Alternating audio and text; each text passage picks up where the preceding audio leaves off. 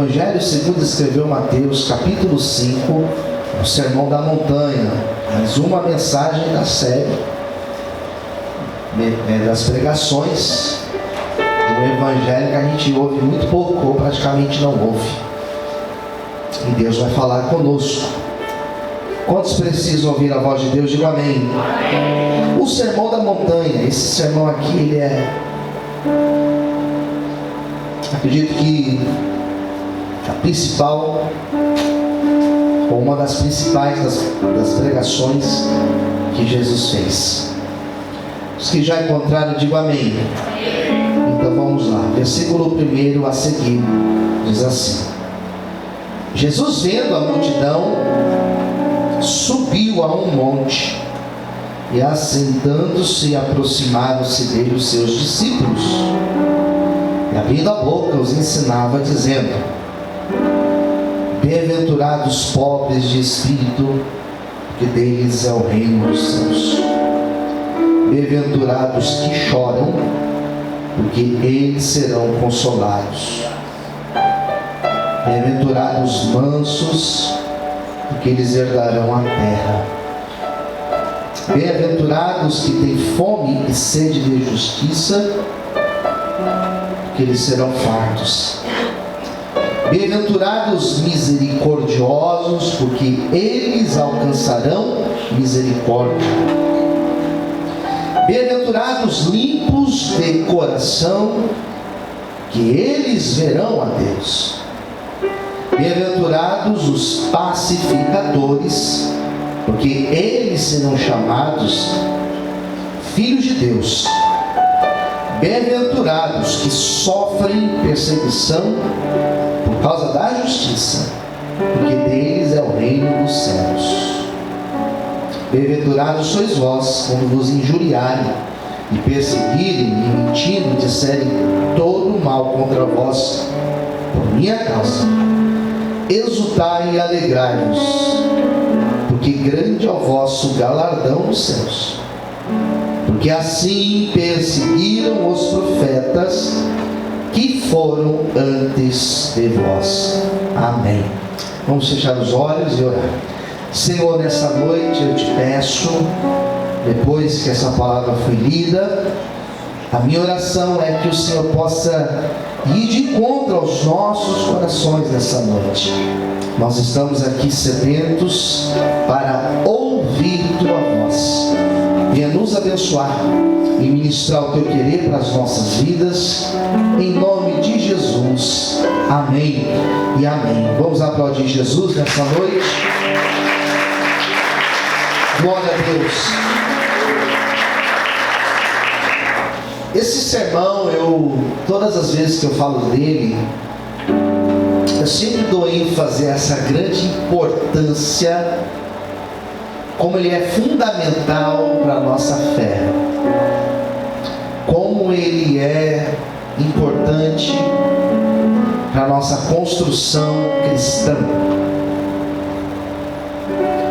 A vida com Deus, ou se você preferir, a vida na presença de Deus, ela pode ser entendida olhando para esse sermão aqui. Como é difícil, irmãos. Como é difícil ter uma vida reta, íntegra, honesta. Como é difícil você ter uma vida andando nos princípios da palavra de Deus, andando, como nós falamos, na contramão do mundo. Não é fácil. É renúncia, é sacrifício, é difícil por diversos aspectos. Esse sermão ele é importante porque ele é uma prévia do que aconteceria com aqueles discípulos diretos ali com Jesus, com aquela multidão que também ouviu aquela palavra, e comigo e com você, que acreditamos na verdade dessa palavra. Esse texto ele é importante, e Gandhi, grande líder indiano, dizia que se toda a Bíblia deixasse de existir e somente esse sermão sobrevivesse, que nada estaria perdido. Porque isso aqui é importante. E de tantas coisas que trarão a felicidade verdadeira, porque esse sermão das beatitudes, das bem-aventuranças, nada mais é do que um sermão de como ser feliz. Percebe que o Salmo 1 é a mesma dinâmica, como ser feliz. De tantas coisas que ele apresenta, eu quero destacar apenas uma aqui, que é o versículo 4, que eu quero reler, que diz assim: bem-aventurados que choram, porque eles serão consolados. Vamos repetir essa frase juntos, em voz alta?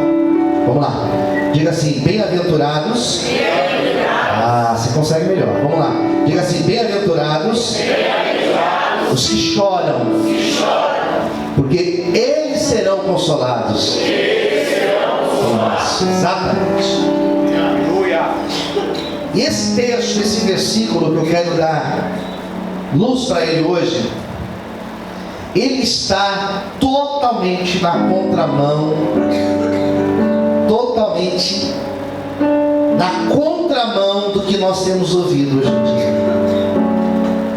Porque hoje em dia nós temos ouvido um evangelho, uma pregação, uma pseudo-pregação, uma pregação fake, onde anula, onde vai dizer que nós não podemos chorar, que nós não podemos chorar na vida, que nós não podemos sofrer. Na verdade, se você está chorando, na verdade, se você está sofrendo, é muito provável que alguma coisa errada esteja acontecendo no oculto da tua vida. Se você está chorando, se você está sofrendo, é porque você está na igreja errada. É porque a igreja onde você está é de um Jesus fraco. Já ouvi isso? É um Jesus que não resolve problemas. Então você vai chorar porque está num lugar fraco. Ou você está chorando porque tem um pecado na tua vida, pecado oculto na tua vida. Isso é contramão à Bíblia, na verdade. Porque nós encontramos textos do primeiro livro da Bíblia, do livro de Gênesis até Apocalipse. Nós encontramos desde Gênesis, nós encontramos desde a história de um jovem chamado José, que foi injustiçado, não porque tinha pecado oculto na sua vida. Nós encontramos no livro de Jó a história de um homem que sofreu demais.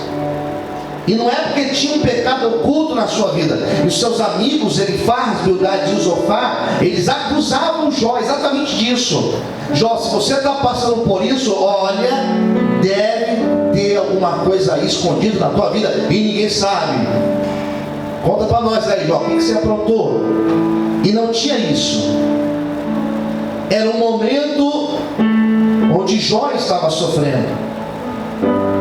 Então, por muito tempo, essa mentalidade ela esteve na cabeça do povo de Israel. Sofrimento, choro, não faz parte da caminhada com Deus. Então, por muitos séculos, isso foi pregado.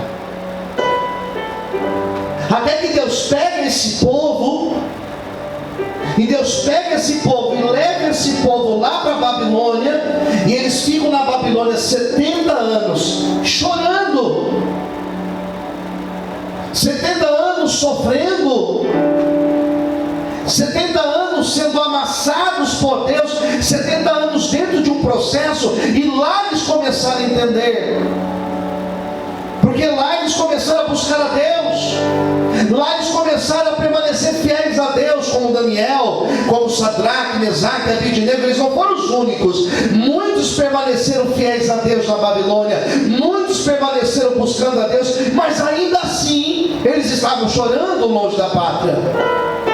Mesmo assim eles estavam lá, diz o Salmo, que eles estavam perante o rio Quebar, chorando, pendurando as suas harpas nos salgueiros, e aqueles que exploravam, aqueles que estavam sobre eles diziam: cante para nós um dos cânticos de Sião. Eles estavam tristes,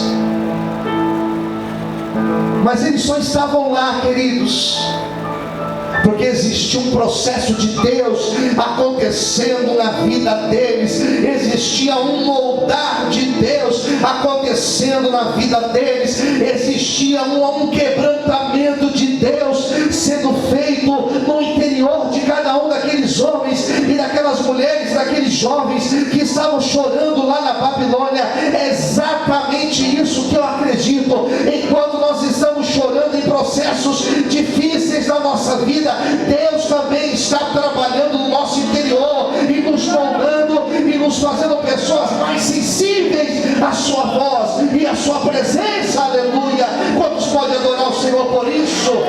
Louvado seja o nome de Deus. Bom, então eles entenderam que chorar fazia parte. Daí você encontra um livro que está depois desse período da Babilônia, que é o livro de Eclesiastes, onde nós encontramos algumas verdades dizendo que o mesmo que sucede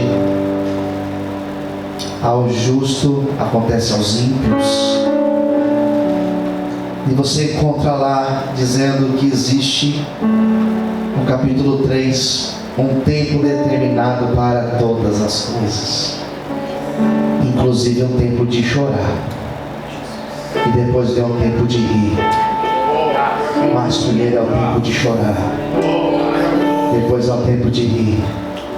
Eu quero hoje profetizar que se você estiver no tempo de chorar, aleluia, o tempo de rir vai chegar na tua vida, o tempo de você cantar, ele vai chegar, em nome de Jesus. Quantos podem aplaudir e exaltar esse Deus maravilhoso? Aleluia! Não é errado você chorar, não é errado você chorar. Biblicamente Jesus chorou, queridos. Você sabia disso? Fala para o seu irmão do lado: você sabia que Jesus chorou? Você sabia que Jesus chorou? Ah, mas que vozinha fraca. Mais forte, diga: você sabia que Jesus chorou? Aleluia. Existem 3 citações. Geralmente as pessoas só lembram de uma, mas existem pelo menos 3 citações que mostram Jesus chorando. A primeira citação que eu quero falar nessa noite está no texto de João, capítulo de número 11, quando Jesus sai de Jerusalém e vai para Betânia, e ele chega em Betânia, e seu amigo Lázaro já estava morto. Fazia quantos dias? Quantos dias? 4 dias. Já estava morto, já estava sepultado, já estava colocado dentro de uma gruta, de um buraco na parede. Existia uma grande pedra. E diz a Bíblia que quando Jesus chegou em Betânia, levaram ele até aquele lugar. Primeiro ele foi na casa das irmãs de Lázaro, e ele não quis ficar na casa das irmãs de Lázaro, ele quis ir lá onde o Lázaro estava sepultado. E quando ele chega perante aquela sepultura, diz a Bíblia que ele chora. E a palavra grega, me fugiu agora a palavra grega que aparece ali, dá o sentido de choro silencioso.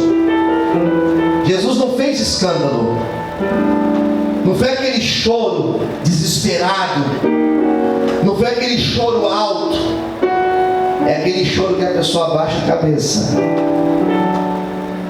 e a lágrima escorre. Mas Jesus não sabia que Lázaro ia ressuscitar, queridos. Até Jesus falou: ele está dormindo. Jesus não sabia que ele ia ressuscitar? Sim ou não? Sim, claro que ele sabia. Jesus não sabia sepultura? Sim, claro que ele sabia. Mas quando Jesus vê aquela cena, ele chora, choro silencioso. Ele chora porque ali estava o corpo do seu amigo. Jesus sabia que ia ressuscitá-lo, sim, Jesus sabia. Mas aquelas pessoas que viram Jesus chorar, a Bíblia diz que aquelas pessoas diziam umas às outras: vistes como ele o amava. As pessoas sabiam que Jesus amava Lázaro, porque Jesus chega ali e Jesus não foi frio. Jesus não lidou com a morte de Lázaro com frieza. Mais do que isso, Jesus não lidou com aquela morte com indiferença.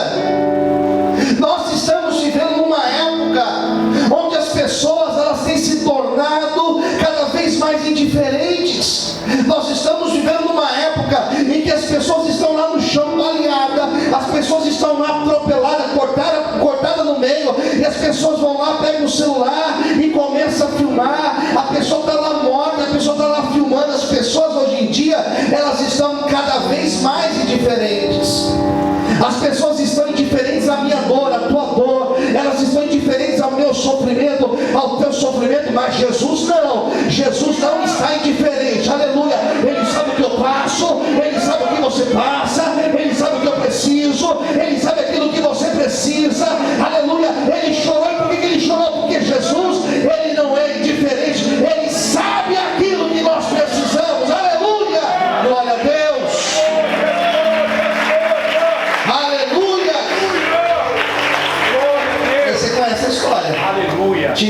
Tiraram a pedra, Lázaro veio para fora. Glória a Deus. E quando aquela sepultura foi aberta, irmãos, e Lázaro veio para fora, deve ter gente correndo até agora, de susto, porque aquele morto ressuscitou para a glória de Deus. Posso liberar uma palavra para a tua vida? Aleluia. Tem sonhos que serão ressuscitados nessa noite. Tem promessas de Deus na tua vida que também serão ressuscitadas nessa noite, em nome de Jesus. Quantos podem aplaudir ao Senhor por isso? Aleluia. Glória a Deus. Aí teve uma segunda vez que Jesus chorou. Final do seu ministério.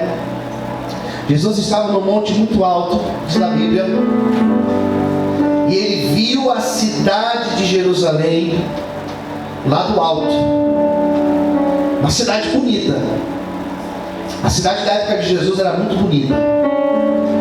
Um muro edificado. O templo, o segundo templo reedificado.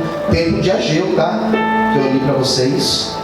Da época de Ageu, da época de Esdras. Reedificado. Cidade bonita, organizada, tudo ajeitado. E Jesus olhou aquela cidade e ele chorou. Porque a vontade de Jesus era ajuntar o seu povo como a galinha junta os seus pintinhos debaixo das suas asas.